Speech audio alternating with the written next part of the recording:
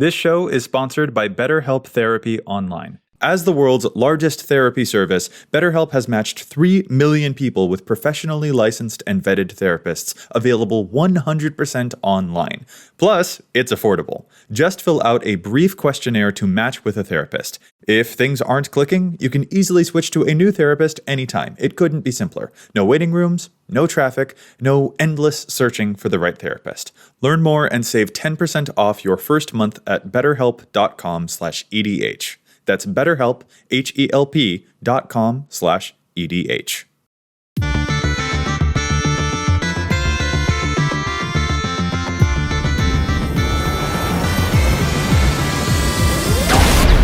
Hello and welcome to the EDH Recast. My name is Joey Schultz and I'm joined as always by my fantastic co-hosts. Up first, he knows that the true winner of the Brothers' War is not Mishra or Urza, it's actually Queen Kayla bin Krug. It's Matt Morgan. Joey, I come to you this week with very sad news. Oh no. Apparently they're not making the 12-inch ruler any longer. Ooh, wow. I didn't realize that you'd be so emotionally attached to that, Matt, but... I know. Well, we can move on. I just wanted to add that footnote. You are a master. You are a master of your craft. I'm glad I can measure up to all these expectations you all put on me. This is such a good moment. Dang it. I need to stop leaving the door open for you to just get more bangers. That's so good. All right. Just move on.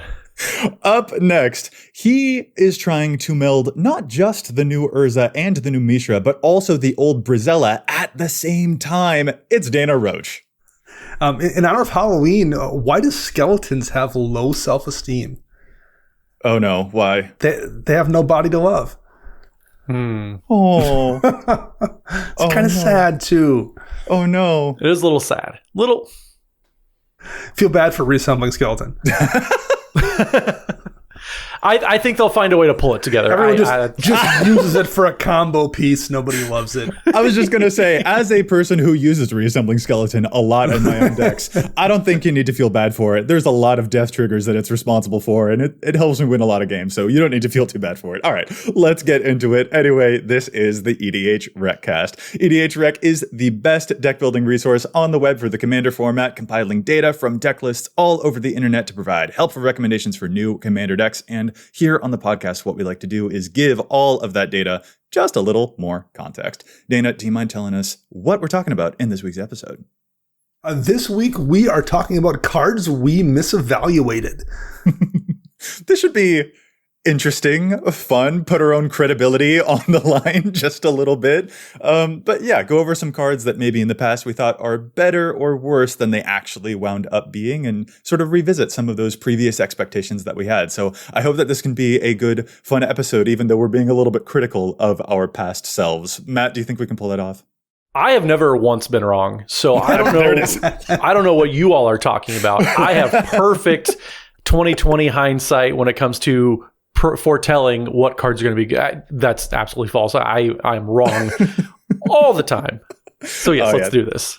This should be fun. All right. But before we get into that main topic, we've got a couple of quick shout outs to do. We'd like to thank Chase, also known as Mana Curves, for their work editing the show. You can find them on Twitter at Mana Curves. And if you would like to support the show, you can do so by liking, subscribing on YouTube, subscribing in your podcast app. It's some free ways to support the show. But if you'd like to do so over at Patreon, you can do that at patreon.com/EDHRecast. We have patron tiers of all levels, and it's just a great way to get yourself something a little back while you're also supporting the show. If you want to join the Discord community, you want to see all of our historic challenge stats picks, there's all of that and more over at patreon.com/EDHRecast. And as we do every week, there is a weekly patron shout out that we do. So this week we want to give a very big thank you to Oren DeRoche. So thank you, Oren. This is just our thanks. Again, no great pun on your name, but DeRoche, that name just commands respect right there. That's a great name. And Matt, once again, you don't need a pun for every patron shout out. It's okay. We can just say thank you and tell them how much we appreciate their support. It's really okay. I promise. See, I initially I wanted to be like Oren, as in like the weird person from Parks and Rec, but Oren DeRoche, I'm sure, is much less weird than that Oren. I think Oren absolutely rocks. Thank you so much for supporting us. I feel like there is a risk of Matt actually finding a dad joke about names if we don't move on. So let's just move right into our main topic. Dana, help save me. We are talking about cards that we misevaluated in the past. So how about you take the wheel for this topic as soon as possible so that we don't get any potential name puns dropping in. I can try to save this us from Matt and his dad joke barrage here. So I suggested this topic, and the reason I did was a card that popped into mind that I badly misevaluated when I first came back to Magic. And that's Arcane Denial, which is a counter spell for 1 in the blue, hard counters a spell, and at the beginning of next turn's upkeep, you draw a card, and the person whose spell you counter draws 2 cards. So I remember, I was building a blue deck when I first started playing EDH, and I'm like, okay, I'll put the original counter spell in there, and if I could have afforded a mana drain, I probably would have ran 1, but I'm looking at the list of counter spells, and at some point I came across Arcane Denial. And I'm like, I do not want to give my opponent 2 cards. That sounds terrible, even if I do get 1 back. So I discounted it, didn't run it at all, ignored it for probably a couple of years. It wasn't till I got a little bit more mesh in the game and played a little bit more, I realized the cards weren't really the relevant point of Arcane Denial. It was the fact that it only cost a single blue mana. And as someone who didn't really play control decks, I wasn't playing a draw go style, but for me playing blue where I wanted to have a few counter spells in a deck that could save my butt in case like someone tried to win the game on their turn, it was very, very valuable to me to have a counter spell that didn't require me to leave 2 blue mana up. So I then went back and reevaluated Arcane Denial, and it's a counterspell I run in most of my blue decks that have counterspells nowadays, specifically because of the way I play. The option to only have to leave a single blue up is super, super valuable, and it's worth the downside of giving away basically 1 card to my opponent, net card, because I'm drawing 1 as well. So that's the one I always think of here when I'm thinking about misevaluating cards. That's one I think of. Arcane Denial, I didn't quite get what the power of it was. I was just distracted by the fact that I was giving my opponent 2 cards. Well, and not even that with Arcane Denial. Like, you can also use it on your own spell, and you will get all of the card draw from that. Absolutely, which something I definitely have done after I started running it. But like that, yeah, there's a lot of... I've used it to counter a copy of a spell that was useless before too, where like I cast something and I had something that triggered a copy and the copy was useless. So why not counter it with Arcane Denial and, draw 3 cards? Yeah. There's a lot of kind of hidden things there in that spell, but primarily, at least for me, the casting cost was a big difference.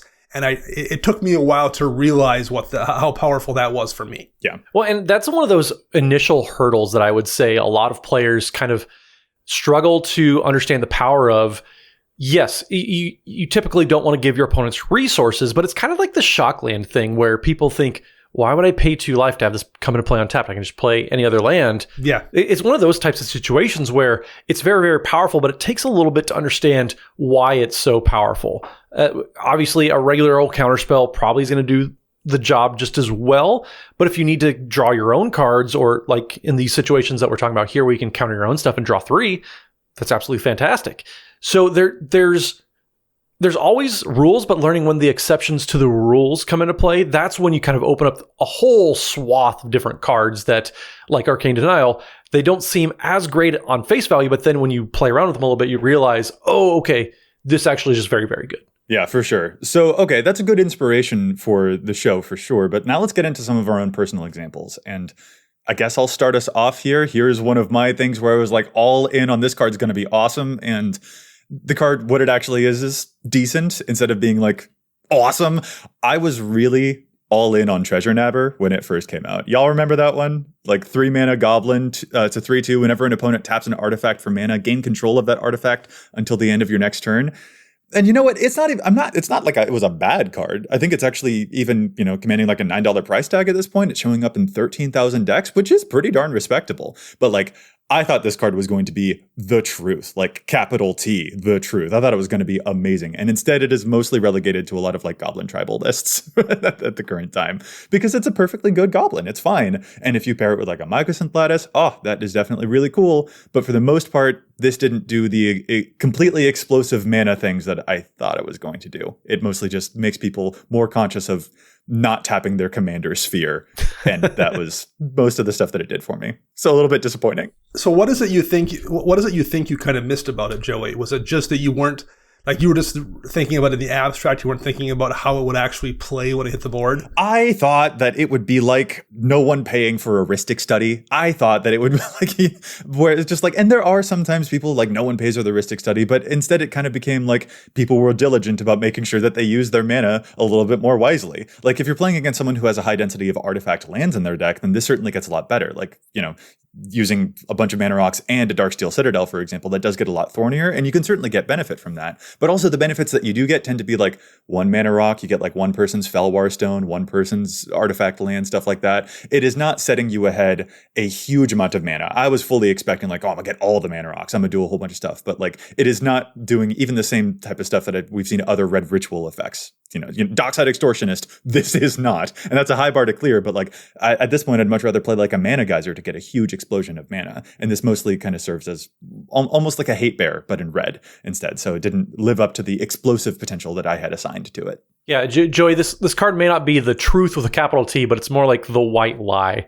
It tried. I do agree that, and I don't think you're alone when you had that reaction that, oh my gosh, this card is going to give me so many resources. And it just kind of, like you said, it made people maybe be a little more mindful of everything. But the fact that everybody gets their stuff back, like you have to have a second thing working for you in order to really abuse it, as like sacrificing artifacts or finding some ways that they don't get it back. Mm-hmm. But that just gives you so many more hoops to jump through. And I think folks wanted it to not require those extra steps. I think that's probably what really got in the way of this. Yeah. So that was one of my examples. Matt, how about one of yours?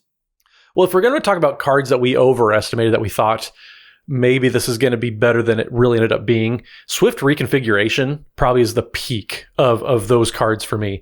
This card, really? Yeah, absolutely. When people first saw this, I want to say folks kind of thought this was going to be almost format breaking. Not quite. It was a very, very good card. But when you realize that it's kind of boiled down to it's just a combo piece at this point, I don't think it's very good removal. That's what what a lot of folks kind of wanted it to be. But when you look at it and realize it doesn't lose any abilities, the Swift Reconfiguration, for you, those who don't remember, it's 1 white mana for an enchantment aura with flash. It says enchant creature vehicle, and it says enchanted permanent is a vehicle artifact with crew 5 and loses all other card types. So it's a great way to flash in something that's going to attack you for lethal. It becomes not a creature anymore. It's a vehicle. You have to recrew it and all that stuff. But it still maintains all of its abilities. So if it has a static ability that you're able to build around, you're still able to do all that.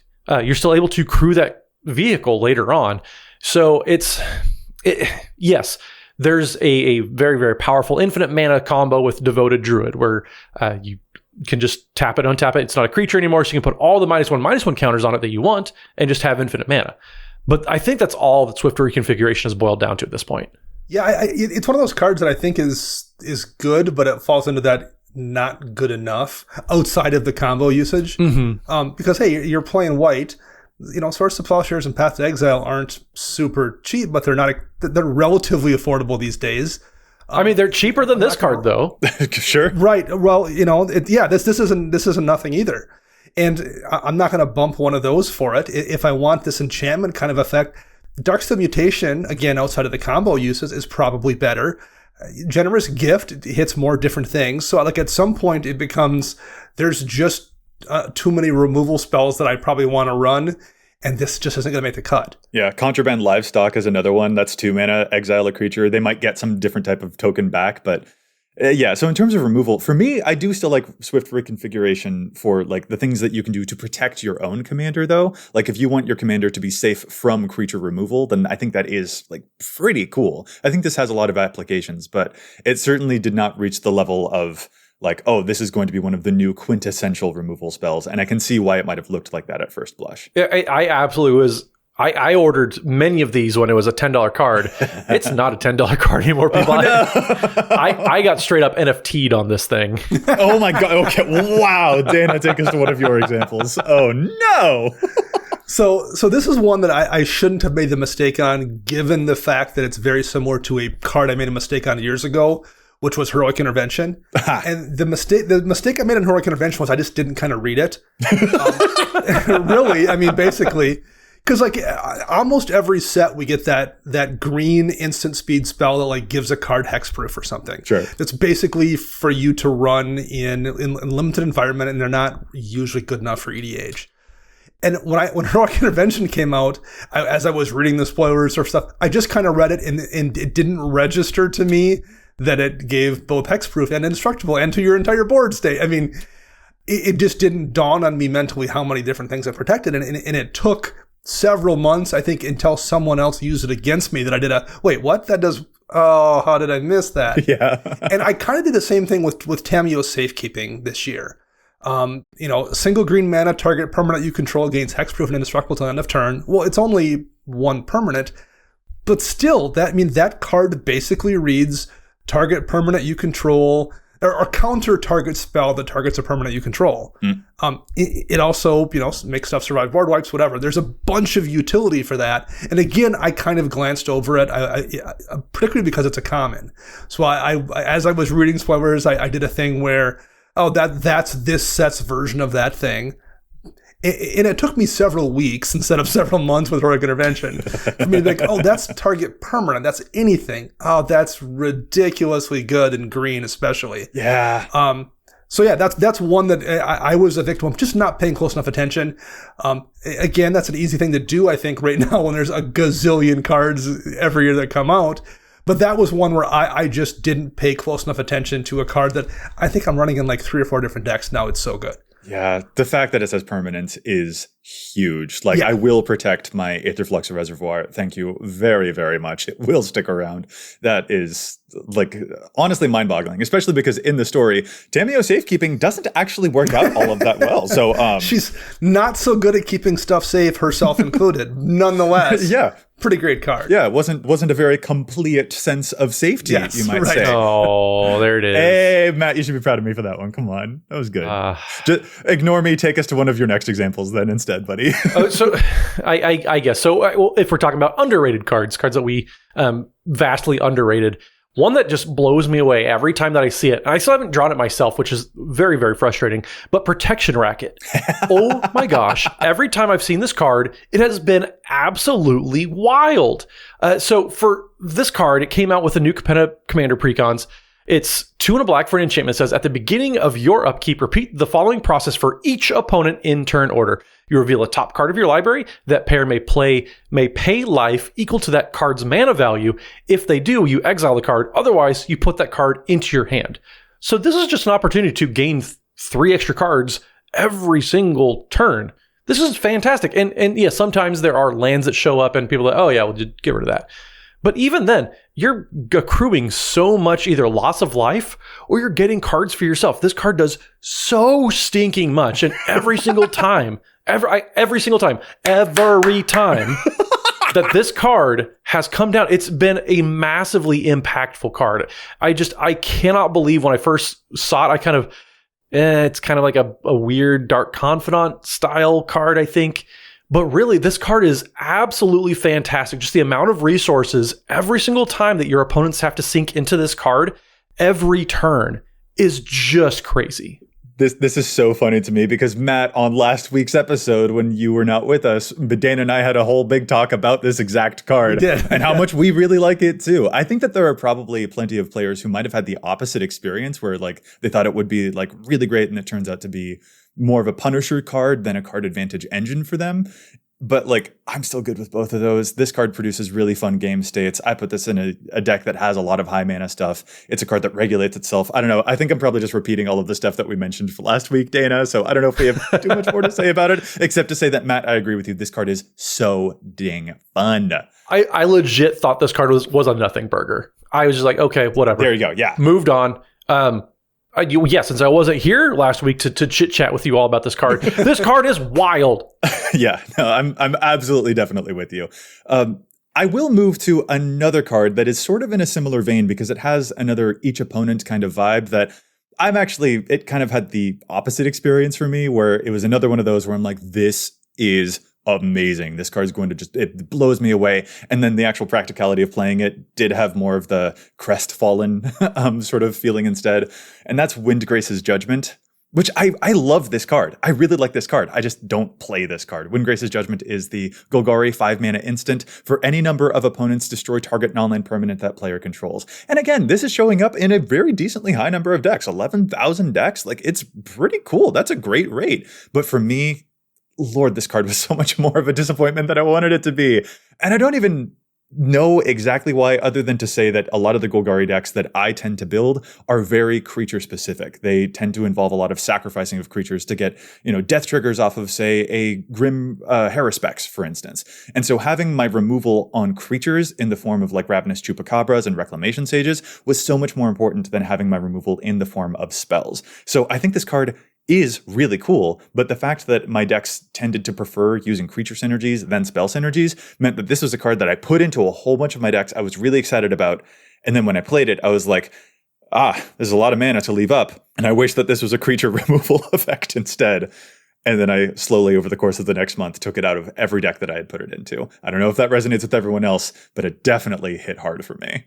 Absolutely does resonate with me. Because this is also a card that when I first saw, I was like, oh, this is going to go in every deck I ever build that has black and green in it, of course.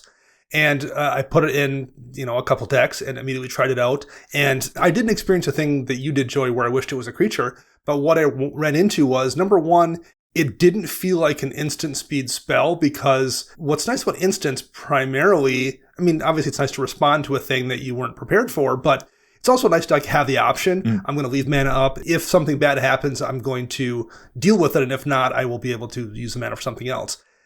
Green-black doesn't necessarily lend itself to that as well as it would, per se, in blue. Sure. So I felt like it didn't even really feel like an instant speed spell. I got to blow the mana on it. And if I do it on my turn or at the end of the turn before mine, there's not a lot of difference in those two things. So I felt like the instant speed on it looked better than it wound up being, for one.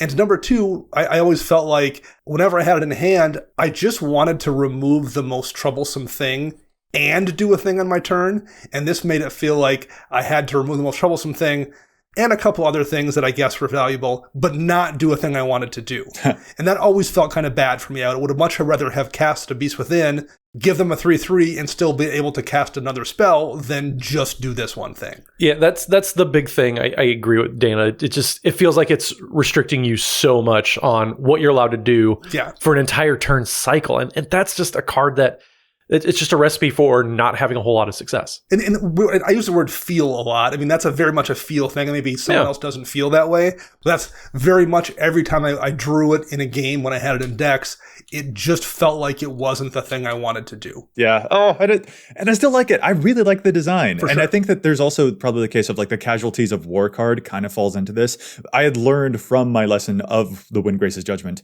that when I saw the Casualties of War card, which again looks really cool, explosive, like, oh, you can destroy a whole bunch of stuff. But I had learned from the Windgrace's Judgment, like, that card's actually not going to serve me as well as I think it looks that it will. So yeah, I tend to, especially in the colors with the graveyardy synergies that I like to do, I like my removal to come on creature effects as much as possible, especially when it ends up being pinpoint removal. Like the fact that Windgrace's Judgment gets worse as the game goes on and you're down to only one opponent, right? Like that also kind of like, that's another knock against it that I found. So anyway, no more lamenting. Dana, take us to another example. So one for me that I misevaluated, that I overestimated, was Castle Embereth from back on Eldraine. That's their red castle. It enters the battlefield tapped unless you control a mountain. So particularly in a mono red deck, it's just going to come into play untapped, and that's pretty sweet. Like it taps for a red in addition. It's not just colorless. So there's almost no opportunity cost on that. And you can spend one red and tap it, and creatures you control get +1/+0 till end of turn. So my thought process was, it's this thing that has really no opportunity cost. And if you're playing mono red deck, particularly one that goes wide, probably goblins, generally speaking, that's going to be fantastic. You're going to turn those, 6 goblins you swing with for 7 damage into, 14 damage or something. Like, that's the difference between hitting somebody or killing somebody oftentimes. I thought it was going to be really good in that kind of deck. But the reality is that kind of deck tends to have much better things to do with its mana than just tack an extra 6 or 7 damage onto a swing. Or it's going to make so many goblins, like in the case of Krenko or Muxus, that it doesn't need to do that. It's just going to use that mana to dump a ton more goblins in the field and kill somebody and still have all those goblins their next turn to kill somebody else with. So I don't think my evaluation of the card in how it worked was wrong, but there's no application for it was the problem. The deck it sits in, like, I think if this was a white, the white castle, and it worked that way, it would probably be a much different thing, because I think there's less ways to go super wide in mono white than you have in mono red. But I found that the reality is it isn't needed in the kind of decks that would want to run it. Interesting. And you know what? Like, I'm not sure if where do I fall on this with you? Because I think that Castle Embereth is my favorite of those Throne of Eldraine lands, actually. Like, the other ones do... Yeah, like the other ones do underwhelm me a little bit. And I do think that there is actually, like, it looks like there's no opportunity cost on this, but there are sometimes opportunity costs on playing non-basics, even in monocolored decks. Like if you're playing a mono-white deck, Emeria the Sky Ruin wants you to have a high number of plains, for example, Cabal Coffers or Cabal Stronghold wants you to have a high number of swamps, that kind of thing. This one feels the most like it should work, but I also will say I don't have a whole lot of experience actually using it myself either. So I don't know. I don't like not agree with you, but I also understand why this pump in red feels like it would be less impactful than if the pump were to happen in the color white or another color like that. So yeah, it is still my favorite of that cycle though. So I'm torn. See, I'm on Team Joey, and I'll stake against what Dana's saying. I think it's fantastic having something available to you that's effectively 4 mana, really, because you're tapping 3 mana plus this as a land. Sure. For an overrun effect that's repeatable, that's where I think the power from this is coming. Castle Embereth is probably one of the more powerful cards in my Valduk Keeper of the Flame deck, because you do get to do this over and over and over again.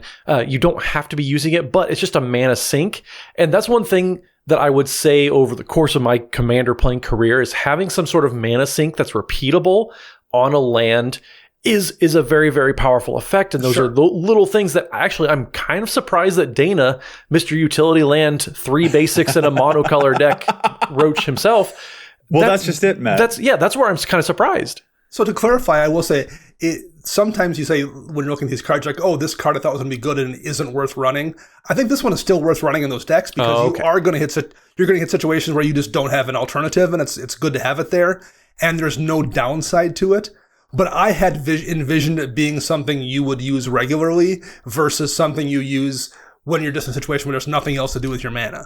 And I think that's what it wound up being, whereas I thought it would be much more something that you use like aggressively or use proactively versus like, well, I got 4 mana here, I might as well use this when I'm swinging. See, I've activated Castle Embereth more as a utility land than I think any other utility land that I play. That's fair. I turn things sideways, though. Well, and that's just it, Matt. Remember the types of utility lands that Dana is using. He's Mr. War Room over there. Like, that's the type of thing that he tends to do a whole lot of. And as you said as well, he's only got like 3 basic lands in any of his decks. So Castle Embereth for him enters tapped a lot of the time because he doesn't have a mountain. That is true. You're not wrong. You're not wrong. Okay, I'm sure we have plenty of other examples and maybe even more disagreements to get into about different evaluations or misevaluations. But we'll get to those a little bit later. Right now, I think we probably ought to move to challenging some stats. There's a whole lot of data on EDHREC, but we don't always agree with it. So we'll take a quick break and come back with some challenges. This show is sponsored by BetterHelp, the world's largest therapy service. So here's an ironic thing for a professional podcaster to say. Sometimes I don't understand my thoughts until I actually say them. Like often when I'm preparing for a show, I say a lot of the points in the show notes out loud so that I can actually hear it outside of myself and figure out if it makes any sense. That's a good habit that I've picked up to make my work better.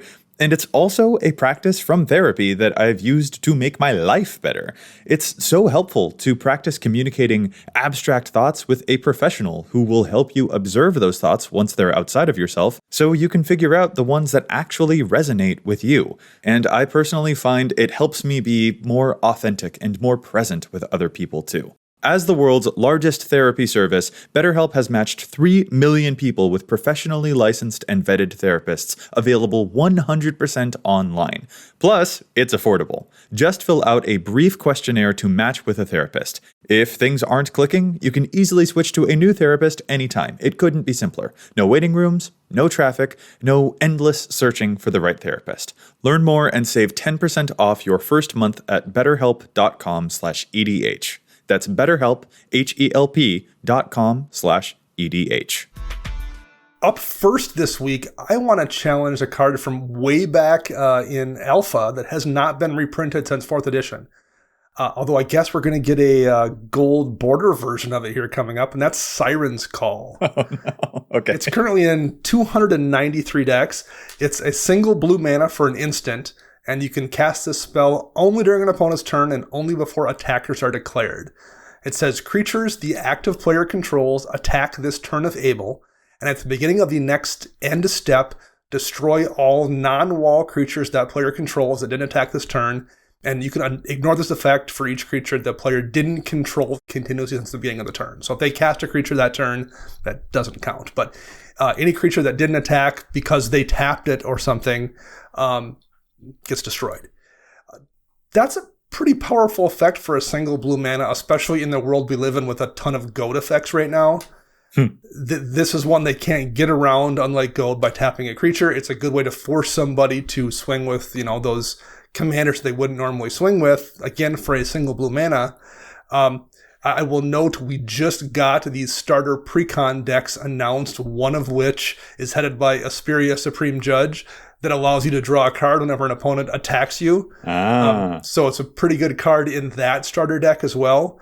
And this is probably going to be basically irrelevant most of the time, but it's worth noting it hasn't been errated to say destroy all non-defender creatures. It still says non-wall. Oh, wow. So if you are playing an opponent who happens to be playing defenders, it's going to still kill those defender creatures. So just destroy that Arcades, the strategist first, and then cast Siren's Call and blow up their entire board. Beyond that ridiculously narrow usage of it, though, I do think it is a pretty solid card in a lot of decks and should see more play than just the 300 or just sub 300 decks it's currently in. This, I can't even engage with this, Dana, because you started off by talking about gold border versions of cards, and you know what? If you're going to play this card, note that the 4th edition version is 14 cents, and don't. Yes, Yes, slightly cheaper than the new printing that will be coming out. And the 14-cent version will be legal. Matt, how about we move to yours? Oh, no. Well, I can move us along. So I'm going to talk about a set that is completely not controversial at all, and it is Commander Legends Baldur's Gate. So no, here we are. So I'm going to talk about a common because, folks, commons get overlooked so much of the time, and this card, with all the treasures that are lingering around in the format, this card is legitimately a win condition. And that card is Ingenious Artillerist. So that card is 2 and a red for a creature human artificer that is a 3/1 that says whenever one or more artifacts enter the battlefield under your control, Ingenious Artillerist deals that much damage to each opponent. So we've talked about how target opponent versus each opponent is a massive upgrade. This is a great card that scales to multiplayer formats like Commander, and also treasures are just kind of casually stapled onto literally every single card since New Capenna came out. So if you're incidentally making just a ton of treasures, that's just right away a powerful engine for you. If you're playing red, you're probably playing some amount of artifacts because that's how red decks ramp. But cards like Big Score and Guild Artisan, they're just making it so easy to make multiple copies of treasures at any given time. And that's in addition to anything else you might be doing with the rest of your deck. If you're playing a Felden deck, for example, you play a Mere Battlesphere, that powerful card. Woo! You're doming each opponent for a massive amount of damage every single time you're playing artifacts. And this is just such a powerful effect. The fact that it's only found its home in 6,000 decks right now, that just seems wildly low to me. If you're playing any sort of treasure cards, you probably want to put this in there. If you're playing anything really, this card just incidentally becomes fantastically powerful in 2022 when treasures are stapled onto every single red card. So if you would like just a way to churn through your opponent's life totals, Ingenious Artillerist is a fantastic way to do it the more artifacts that you're making. Yeah. So for context here, Matt, I think you'll love this. Prosper Tomebound, we know, makes a bunch of treasures. Reckless Fireweaver has a similar effect. Whenever artifacts enter, it pings your opponents. That's showing up in 63% of the over 10,000 Prosper decks that are out there. By contrast, Ingenious Artillerist is only showing up in 24% of the eligible Prosper decks that have been built or updated since the Ingenious Artillerist card was released. So 24 compared to the 63%, that's probably showing you where that percentage should actually go up to meet with the Reckless Weaver. If you want to talk about a fantastic way to spend a quarter, this is it. This is it. Yeah, it should be, those numbers should be much more in line with each other for sure. That's very, very cool, very powerful, very scary. I'm going to move on to my challenge now because, Matt, that has terrified me. I will go to our listener submitted challenge here, and this comes to us from Adam McFarlane at Mickey's Magics 89 on Twitter, who wanted to challenge a card that is seeing a little too much play in the Commander Fire Song and Sunspeaker, specifically the card Solar Blaze, which is that Boros Wrath effect-ish that has each creature deal damage to itself equal to its power. So each creature sort of like fights itself. And this is showing up in about 11% of Fire Song and Sunspeaker decks right now. When Adam McFarlane actually initially reached out to us, it was a little bit more. So it's nice to see that it has been going down because Adam points out that there is probably a nombo or maybe a misunderstanding going on with this card. Fire Song and Sunspeaker gives all of your spells lifelink. So damage spells are hugely awesome. Damage-based board wipes are great for that commander to gain you so much stinking life. But the problem is that Solar Blaze has the creatures deal damage to themselves, so that won't give you any life with that. The spell itself is not dealing the damage. You won't get any benefit from the lifelink. Now, you will get a benefit from the fact that this is a Wrath effect that keeps your commander alive, but the thing is there are just so many other damage-based board wipes that you could be using that would still gain you life and keep your commander alive. So, for example, Burn Down the House could just do straight up 5 damage to everything, which is going to get a lot of the stuff that you care about and still leave your commander alive and gain you just a shocking amount of life. So, Adam, thank you so much for the challenge. This is a very good pick. Good looking out for any of those Boros lifelinky decks out there. Alrighty, guys, let's move back into our main topic here about cards that we misevaluated. Dana, do you want to take us to your next one? Absolutely. So my next one here is Raven Form from back in Kaldheim. 2 and a blue for a sorcery. Exile target artifact or creature. Its controller creates a 1/1 blue creature, a blue bird creature token with flying, and it has Foretell for a single blue. So this was one of those ones when it came out, again, I was like, well, I'm in blue, I've got Pongify and Rapid Hybridization and Reality Shift already at, pretty low casting costs, and they aren't sorcery speed, they're instants. In addition to whatever counter spells you're probably going to run in blue, this seemed like, again, it's a situation where you just don't need it. There's enough other things that do mostly what it does. Except for it also hits artifacts. But I don't think I realized how useful that part of it was until I started playing Resculpt, which is definitely a better card. Resculpt is an instant, less to cast as well. But the utility of being able to actually deal with an artifact that's in play in blue, particularly if you're playing like blue-black or something and don't have access to remove artifacts, the power of Resculpt and how useful that was then made me go back and be like, okay, well, maybe I need to relook at Raven Form again and try it out. So I have retried it out. It's definitely not Resculpt, but like, I don't feel bad having 2 of those effects in that deck if I'm in mono blue or if I'm in blue-black. And now I have 2 ways to deal with artifacts versus none a couple of years back. That's pretty powerful, particularly someone like me who, like, even when I'm playing counterspells, I'm playing, 4 or 5 tops. I can't always rely on having a counterspell in hand to deal with an artifact that's a problem. This lets me retroactively deal with one if I wasn't able to stop it. So Raven Form, it's not amazing, but like in Dimir decks or in mono blue decks, it's better than I thought it would be, to the point where I'm running it versus like dismissing it when it was first spoiled. Nice. See, I'm kind of surprised that you're coming around on this card because of, you still have Rapid Hybridization, you still have Pongify, which to me, in my brain, those are kind of the standards. So you're kind of getting into what's going to be your 4th and 5th version of this type of effect is where Raven Form would fall. Yeah. And so it's interesting hearing your thought process on that, because the field is so deep, and we mention all the time on this podcast, well, if you want one effect, you probably want it another time, but you probably don't want it 5 times. That's kind of the territory I would say this is in.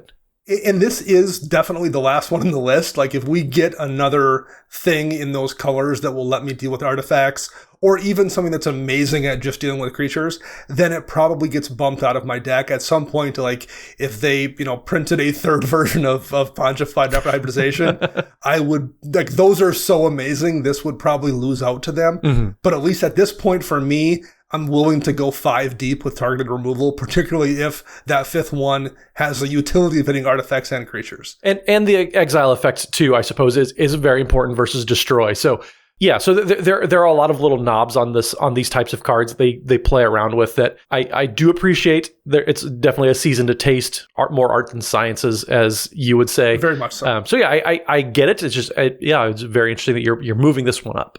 All right, okay, so I want to move to an example here. And I feel like there are probably, like, longtime listeners might have an expectation of certain cards that we might bring up in this episode. Like, I think a lot of people perceive that we weren't as hyped on Esper Sentinel when it first came out, for example. And, like, I don't feel like we were down on Esper Sentinel necessarily, but, like, it also is still not a card that I feel like goes into every one of my white decks, and indeed it hasn't. Like, I don't think that I would say that was one that we necessarily missed on. Or a lot of people, we definitely heard a lot of feedback that people thought that our take on the modal double-faced lands wasn't how they agreed with it too. They did see them more as lands, whereas I see them more as spells.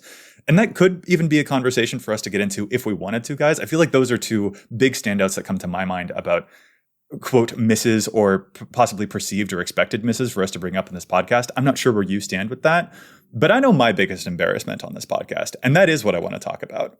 I want to throw myself under the bus here because, Matt, Dana, do you remember when I didn't think Golos would be all that big of a deal? I do recall that, yes. I don't remember what I had for dinner yesterday, so I don't remember what happened that far back. So when Golos came out, Jodah Archmage Eternal was the number 1 5-color deck. And after having seen for years Oloro be the number 1 commander, that, like, it took like 7 years or something crazy for it to, okay, not 7, that's an exaggeration, but it was like the number 1 commander forever. And then eventually Atraxa finally unseated it. And we just did not see a lot of movement necessarily. And I sort of just assumed that since Jodah was at the top spot, it would probably remain at the top spot, as so many other examples had done. Boy, was I wrong. Golos definitely dominated, so much to the point it's banned now because, yeah, that thing's ridiculous. But I thought that players would be much more satisfied with the 5-color deck they already had and wouldn't want to switch over. And that is an important lesson for me to take away about, like, no, players are definitely willing to switch over to their decks when they see something that is Golos-like, for instance. So that is one of my biggest misses that I definitely is worth noting. Worth admitting. I mean, we've all made some misses for sure. I remember Golos is kind of like, okay, it's another 5-color commander that kind of does everything for you. I didn't realize it would be that out of whack with what everything else was going on in the format. And that's just it, right? I think that sometimes you might take your own personal excitement and use that as part of the power level evaluation. And for me, I was just like, I know I'm never going to build a Golos deck because it's just not the kind of thing that interests me. But that is a very myopic way to evaluate a card. But, like, you know what? I'm going to throw y'all under the bus now. Like, I remember that you guys weren't as impressed with Sir Conrad because he was, quote, 5 mana. And y'all were definitely wrong about that one too. So you know what? I'm not alone here. I'm not alone. Well, Joey, if it makes you feel better, I was not wrong about a 5 mana card that Turgid got a fright. I was absolutely right about that card. That one I did not miss. I made up for it, and there we go. It isn't an EDH Retcast episode unless Joey says, I'm a necromancer myself. Dana makes some really old obscure movie reference that I don't understand, and Matt doesn't like Turgid. Matt hates on Turgid. There it is. Okay, so another card that I think the community and everybody in the community was very, very wrong about, and it's another card that it wouldn't be an EDH Retcast episode if Matt didn't rag on Monologue Tax. Oh, come on, Matt. No, again. but, okay, am I wrong? Everybody thought this was going to be a Smothering Tithe light. Everybody thought this was going to be a great mana value engine. And honestly, this, to me, this might be the most overhyped card in like 5 years. This is such an incredibly low maybe payoff. You don't even get the payoff. It's just, this is not doing nearly anything anybody thought it was going to do. Not just me, but I definitely will admit I was part of this, but I think everyone in the community majorly whiffed on this card. This card is such a womp card? I think to try and expand this, I think that there's actually probably a huge, like, we could use this slot of card discussion or whatever to discuss a whole bunch of white cards that everyone thought would like measure up to a certain standard, and they didn't actually turn out to be all that good. Like, I think that Keeper of the Accord to some extent also falls within this, where this was like, people thought that this would be the best white card from Commander Legends, and it wasn't, not by a mile. It's, in my opinion, only fine, but like the card of Chroma's Will was certainly a lot more impressive than Keeper of the Accord. Or like Idol of Endurance, I remember when that one came out, everyone was like, it's a way for white to get card advantage. It was really only okay. Trove Warden, Verge Rangers, Cartographer Hawk. There have been a lot of examples of like overhyped white cards that have left us feeling like we wanted a lot more. And I think that that's probably like a bigger discussion that is around the monologue tax that you mentioned. So Cartographer's Hawk, 1,000% is also a face child, poster child, whatever you want to call it, for this type of card. I actually don't hate Keeper of the Accord. I like it. I have it in a couple decks. Verge Rangers, yes, absolutely. But yeah, there's a whole bunch of cards that we could put in this category. Keeper of the Accord has just failed to impress me at every turn. I don't think it's great. I agree. I think in a lot of decks it's fine, but I don't think... to me, it was kind of the marketing around this card. This is how it was cracked up to be this great card. So I don't think the player expectations were necessarily wrong. I think WotC's expectations on what we thought this card would be was way, way off. There you go. That's a much better way to say that. We were pitched something that Keeper of the Accord was not. I like that. And that's the biggest disconnect. Monologue tax, players put that expectation on there. Not WotC, us, the players, we thought that card would be okay. Those are the ones that I'm definitely putting in this category. So up next is a card that probably has the largest gulf between how kind of dismissive I was of it and how many decks I run in now. And that's Midnight Clock from Throne of Eldraine. Interesting. 2 and a blue and tap for a blue. You can spend 2 and a blue to put an hour counter on it. And at the beginning of each upkeep, it gets an hour counter on it as well. And once the 12th hour counter is put on it, you shuffle your hand and engrave it into your library and to draw 7 cards and exile Midnight Clock. Obviously, drawing 7 cards is very, very powerful, but when it was first previewed, I'm like, okay, well, that's going to take 3 turns to do anything with. Yes, you could pump a ton of mana into it to like speed up when it goes off, but I have way better things to do with my mana for the most part than like put a single counter on this clock to speed up, what fraction of a turn I get to draw those cards first. It's going to be fine, but like I wasn't scared of it at all and was not looking to put it in a bunch of my decks or anything until somebody used it against me in a Commander game and dropped it on turn 4. And I'm like, okay, well, that's we've got a few turns to worry about that, and who cares? The game will be over by then. I don't know why I thought that, but it wasn't. Turn 7 rolled around and the person, dumped their hand over the course of getting up to it and drew, discarded 1, shuffled their graveyard back in, drew 7, and it changed how they were playing. It like changed the flow of the game from that point onward. So I'm like, oh, okay, I should give this card a try. So I picked up 1, put it in a blue deck. And, occasionally it's burned me where like I've been forced to shuffle away a card or two I wanted to keep. But I don't know, 9 out of 10 times this goes off for me. Again, it changes the course of the game and it goes off regularly. And the other thing I remember thinking at the time was, well, I also, do you want to draw this late in the game and have it do nothing? Well, that's true of any mana rock, right? It's like it's 3 mana versus, 2 for a Fellwar Stone or something, but like, that's still a pretty small price to pay for the most part for a card that has that opportunity to absolutely change what's going on by giving you a fresh 7. I looked at a bunch of things and didn't really realize how impactful it would be until I actually saw it hit the field and realized everything I evaluated on it negatively was wrong and all the positive stuff I was wrong about too. I just had to see it in play to realize how much I liked it. And I think at this point, I think every deck I have that plays blue is running Midnight Clock. Wow. So you like the card now? And that's what I'm gathering. I like the card a lot. I was completely wrong. Yeah. Yes. To the point where I think the last time I had to get one for a deck, I think I just bought 8. I'm like, you know what? I'm just going to... Because it was still relatively cheap at the time. And I'm like, I'm gonna put it in every blue deck, I think. So let's just have this never be an issue for me until the end of time. I've got all the midnight clocks I need. That's rad. I like that. Honestly, Dana, I'll piggyback off of that because I have an example of a 3-mana rock that I also initially just didn't give the time of day to, and that's Heraldic Banner. And now I play a whole lot of Heraldic Banner. That's the 3-mana artifact where it enters, you choose a color, and it can only tap for mana of that color, but it gives all of your creatures of that chosen color +1/+0. Oh my lord.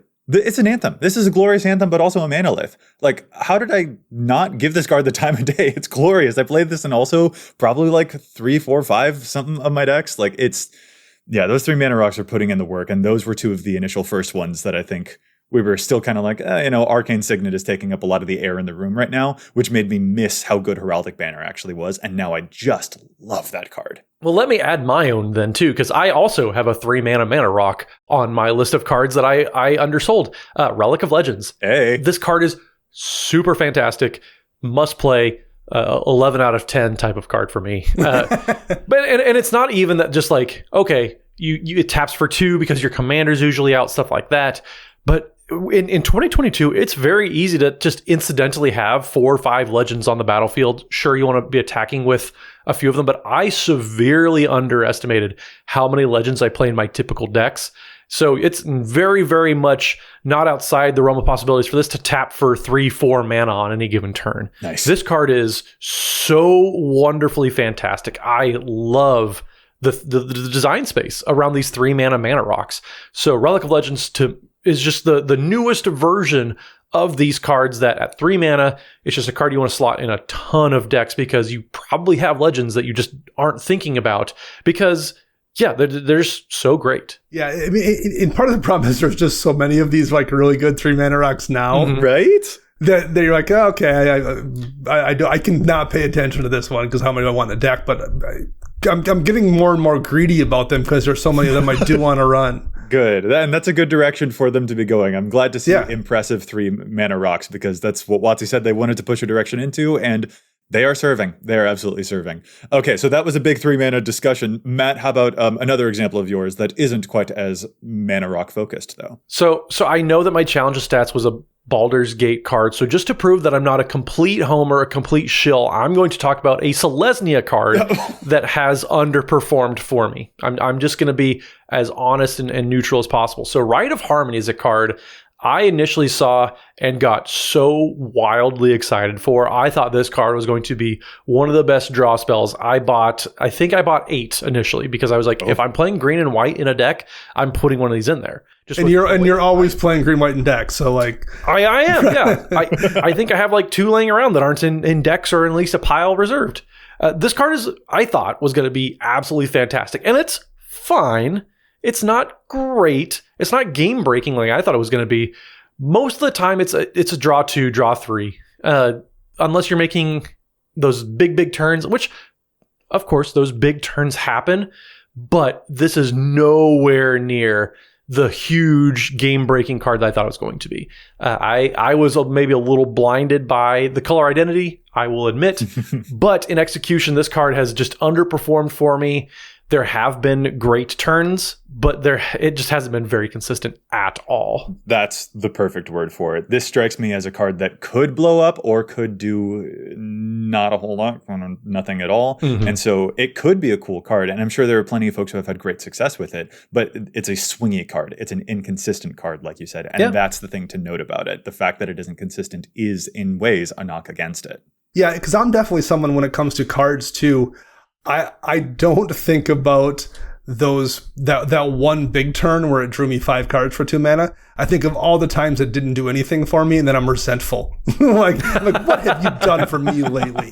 Yeah. You know, that's I think part of the reason why I love those kind of Night's Whisper or Winged Words kinds of effects. I know what I'm going to get every time. Like it's consistent, and at least for me, I want that consistency over those wild swings. And this is probably, now that I've reset my expectations on this card, it's probably a Night's Whisper. That's probably what I need to approach it as, which that's fine. Night's Whisper, Dana plays in 13 of his 10 decks. even the ones that aren't black, I've got a copy in there just in case. Well, no, and that's actually a good point to as a thing to compare it to as well. Rite of Harmony is a late game draw spell. It kind of doesn't like it has a flashback, which is certainly cool. And if you cast this twice in the same turn and you can play a bunch of stuff too, like that could be really, really interesting. But it's not a card that you can play on turn 2. It's not a card that you can play on turn 3, like Night's Whisper, as Dana likes to do. Those are also draw spells that smooth out Dana's early game a whole lot, which is another reason why he likes them so much. Rite of Harmony does not have that same flexibility. It is much more of a late draw effect, much farther into the game. So you have to have already gotten a little bit of stuff established before it can become usable in the first place. And that is another thing to bear in mind with it because of when it can be used. That's an absolutely good point. It's a mid-game, I'm going to get to the end game before you do type of card. That's where this has the biggest impact. And most players, they see 2 mana. It's like, okay, well, I can cast this pretty early. You absolutely cannot. That's where my own personal expectations were out of whack. But also some other players that I know we're excited about. I would say that we're all coming to those same conclusions where it's not quite what we wanted it to be. It's still fine, but it's not the card that we had hyped up in our minds. Okay, I have talked about a couple of cards that I was down on initially, and I want to bring it back from my final examples of cards that I, again, was just like, oh, I should have been actually paying attention to these cards. Why did I totally miss them the first time I saw them? Let's talk about some Endeavors.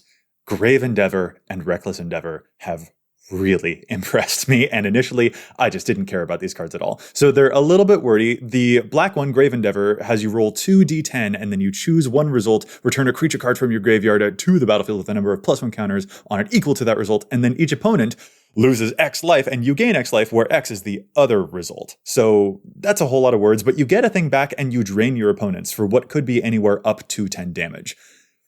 That's great. Like, what you could like just dome someone for like 8, 9, 5 damage with this thing and get a big creature back. That sounds like a lot for 7 mana, but that's a big chunk of life. And then there's Reckless Endeavor, which is also a 7 mana card. This one's in red, and you roll 2d12 and you choose one result. That result will deal damage to a whole bunch of creatures, and then the other result will give you a bunch of treasures. Like, every time I've seen Reckless Endeavor cast, it refunds itself because you can just make up to 12 mana with this 7 mana card. And if you got token doublers, or Matt, if you're playing any of those things like the Reckless Fireweaver and the Artillerist that you mentioned earlier, this is also really darn good. Like, I don't know why I just bypassed these cards. I saw randomness on it and I assumed it wouldn't be that great. But holy wow, like this can be a lot of damage and a lot of mana that you get from these things. Yeah, I definitely was, like, I'm running Reckless Endeavor in my Jury Treasure deck, and I was late to the party on it. I did not add it when it was previewed. I also read, I was like, okay, bunch of dice rolling, yeah, that's all right, whatever. And didn't pay attention to it until, at some point down the road, I saw somebody use it in a game, and I'm like, what was I thinking? How did I not? Of course, a board wipe that's going to pay for itself and generate, if you have some kind of treasure synergy on top of that. But a board wipe that pays for itself is pretty amazing. That's why Blasphemous Act is so crazy. It winds up costing a single red mana. This is like similar to that, in addition to whatever other synergy you get. And the fact that you can choose how you're going to distribute those dice rolls too makes a big difference. Is it possible you're going to whiff and like throw 2 2s or something? Well, sure. But like that's very rare. Like that inconsistency I can deal with because I feel like this is much more often, at least, and it's played out that way too, much more often gives me the result I want versus, say, Rite of Harmony, which we just talked about. Well, it's funny that you mentioned Blasphemous Act because that's actually the card that put this next card that I want to bring up into the forefront, and that's Toralf, God of Fury. I very, very much undersold all of the abilities on Toralf. So it's 2 in red for a 5/4 legendary god with trample. It says whenever a creature or planeswalker an opponent controls is dealt excess non-combat damage, Toralf deals damage equal to the excess equal to any target other than that permanent. So it's kind of like a weird non-combat trample. I was like, okay, it's weird non-combat trample, so that it's fine, I guess, whatever. But then somebody cast a Blasphemous Act when this was out, and it literally ended the game because there was so much out there.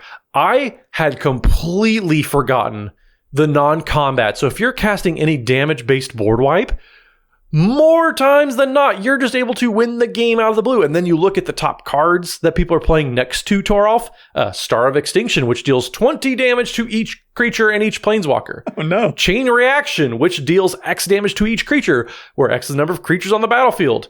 If you're playing against an elf deck, you're just going to win the game more often than not if you cast one of these. Wow. I had completely glommed over that it's to any target permanent, or any target, I should say.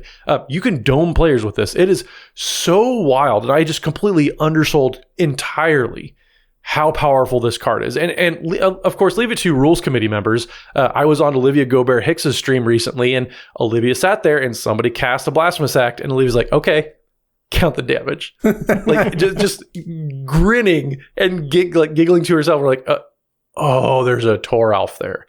So I completely undersold this. I have in a couple decks, and it's never been nearly that impactful. I am changing the decks that I have Toralf in because it's just so wild. I completely undersold how powerful this effect is. So thank you, Olivia, for just your contributions to the community in general, but also for your contributions to my deck building processes and how they're changing moving forward. That's so rad. Yeah. Oh my God. I love that. And, I feel like also with this episode, there might be takes that we have like evolved into with some of these cards that maybe listeners have evolved in the opposite directions. And for me, the takeaway is very much to like, remember that these cards are always so contextual, and that cards, the issues of our evaluations, I think sometimes come up when we forget that we shouldn't evaluate cards in a vacuum, like just examining them on their own. What they do matter on context. Like a card is never good on its own. A card is never like the best. Like it depends on what deck it's actually in. And so us seeing these cards in different contexts is what has allowed us to actually change our minds about them. Matt, I'm so glad that you've got such a spicy story to tell now, and that's hit you so resonantly. That's why we play the game. Like we like to have our own mentality behind how we're building decks and everything, but playing the games and playing with other people we don't normally get to play with, that's how we expand our horizons. And we all these cards that we've talked about, we have expanded our horizons on. We've played with them, we've played against them, we've seen other people doing things, and we're like, okay, maybe I was wrong. We're all learning, and that's the fun part. The more you know, and the star shoots across the screen. Well, and to kind of bring it full circle to the beginning about the context thing, my lesson I learned about Arcane Denial and why that was a very good card for me maybe doesn't apply to somebody who's playing blue in a more controlling manner, where like they're looking to make tempo hits on people. Now, in Offer You Can't Refuse is a amazing card. I think for me, again, the way I play blue, it's only a single blue mana. I don't care if they get a couple treasures out of it. I'm only using that to stop someone from winning the game, or to stop them from stopping me from winning a game. But if you're playing in a way where like you're trying to control the board and keep things in check, well, giving people 2 cards off on Arcane Denial or giving them treasures off an Offer You Can't Refuse is a whole different thing. So like the context very much matters there. And just because I've reevaluated those cards based on my play style and deck brewing style doesn't necessarily mean that applies to somebody else. Yeah, that's very fair. And there's a lot of like other nuances about the way that we approach these evaluations to pay attention to as well. Like, do I have certain preferences for certain colors? Do I have certain preferences against playing certain strategies? Like Matt, you were a lot more creature based with the aggro stuff, and I'm much more graveyardy. And so like the way that we enter even just those individual card evaluations for some random green card, for example, will therefore be completely different, because I'm thinking like, how can I recur this? And you're thinking, how can I use this to kill Joey on stream? And that's a very different mindset. Not just Joey. I would like to kill everybody.